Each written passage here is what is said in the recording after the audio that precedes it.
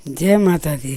आज की कहानी माता पिताओं के लिए एक सबक है।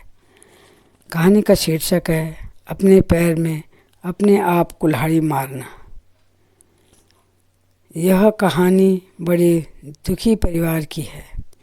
यह परिवार गांव में सबसे अच्छा परिवार था, सज्जन परिवार था। सच बोलने वाले लोग थे, सबकी मदद करने वाले थे। किसी का दुख उनसे देखा नहीं जाता था, ऐसे लोग थे। प्रेम के घर में कोई संतान नहीं थी। बहुत पूजा पाठ करके जप तप किए, मंदिरों में गए, तब जाकर उनको एक बेटा हुआ। जिस दिन बेटा हुआ उस दिन आसमान में ऐसी गर्जन हो रही थी, बिजली कड़क रही थी, सब लोग डर गए थे। आज पता नहीं क्या होगा, पर प्रेम के घर में बेटा जन्म हुआ, जिसका नाम कन्हैया रखा गया। अब प्रेम के घर में खुशियाँ आ गई। प्रेम बड़ा खुश था। प्रेम सोचने लगा, वैसे तो मैं दान देता रहता हूँ, पर आज मैं बच्चे की खुशी में सब लोग गरीबों को भोजन कराता हूँ। कन्हैया आज 15 दिन का हो गया था। प्रेम ने भोजन पर सारे गरीबों को बुलाया, सबको दान दिया और अच्छा भोजन कराया। सब ने कन्हैया को आशीर्वाद दिया और खुश होकर चले गए। पर एक परिवार छूट गया, उसे बुलाना भूल गए। जब उस परिवार को पता चला तो वो बहुत गुस्सा हो गए। बुरा तो लगता है जब सारे गांव को बोला और एक परिवार को नहीं बोला। ऐसा नहीं होना चाहिए। कहते हैं पूरा गांव छोड़ दो, पर एक घर नहीं छोड़ना चाहिए। कन्हैया को जब इस बात का पता चला तो उसको बहुत बुरा लगा। तब वह उस परिवार से माफ़ी मांगने गए। कन्हैया अपने पिताजी से भी ज़्यादा दानी निकला। जहाँ भी मौका मिले, कोई असहाय मिले, जितनी भी हो ये उतनी मदद करता था। सब प्रेम को, उसके घर वालों को बड़ा सम्मान देते थे। कन्हैया भी बड़ा हो गया था। शादी की तैयारियां हो रही थी। उसकी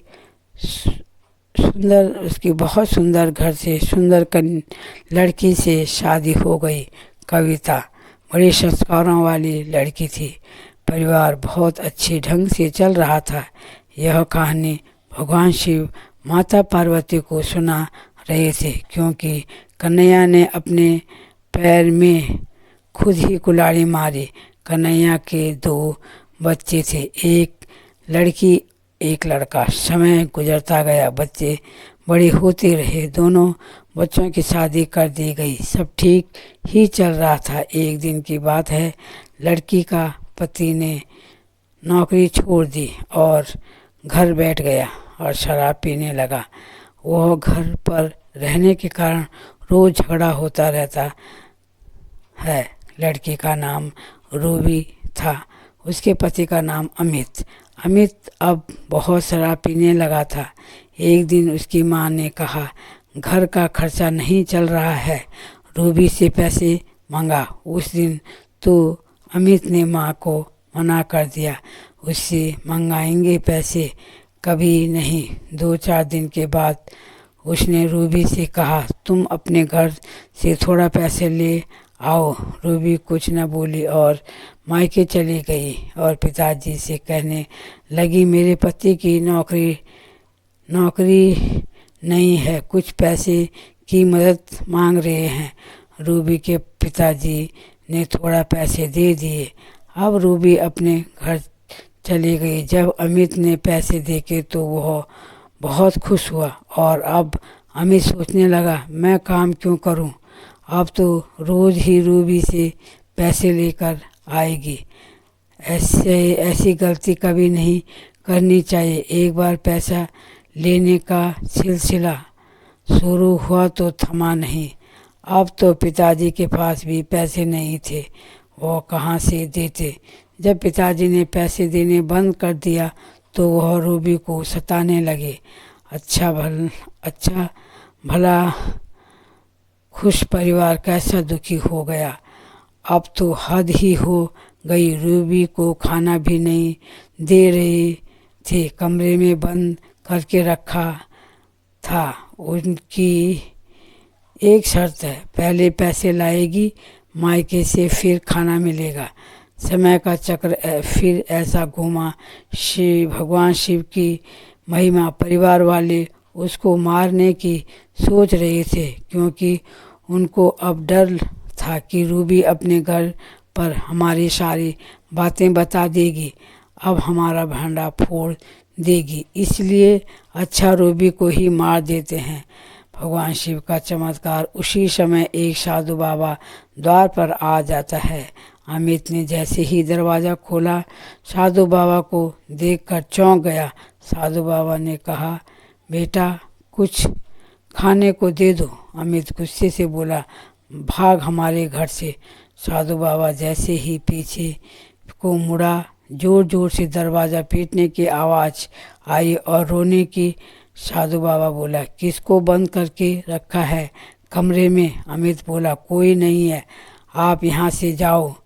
साधु बाबा ने अंदर कमरे में जाकर दरवाज़ा खोला तो क्या देखते हैं, रूबी को। साधु बाबा ने रूबी का हाथ पकड़ा और अपने साथ बाहर आंगन में लेकर आए और पूछने लगे, तुम कौन हो बेटी? ये तुम्हें परेशान क्यों कर रहे थे? तब रूबी ने सारी बात साधु बाबा को बताया। मेरा पति अमित पहले तो ये ही मांगता था मेरे पिताजी से पैसे, अब तो इसके माँ बाप भी कहते हैं पहले पैसे पिताजी से मांग कर ला, तब इस घर में आना। बार बार पिताजी कहाँ से देंगे पैसे? नहीं। साधु बाबा ने रूबी से कहा, चलो तुम्हें तुम्हारे घर छोड़ देता हूँ। अब रूबी को लेकर उसे घर छोड़ दिया। अब रूबी को देखकर माँ पिताजी बहुत दुखी हुए। जब तक पिताजी ने पैसे दिए तब तक रूबी के साथ ठीक रही। जब पैसे देना बंद कर दिया तो उसे मारना पीटना शुरू कर दिया। ऐसा होता है परिवार।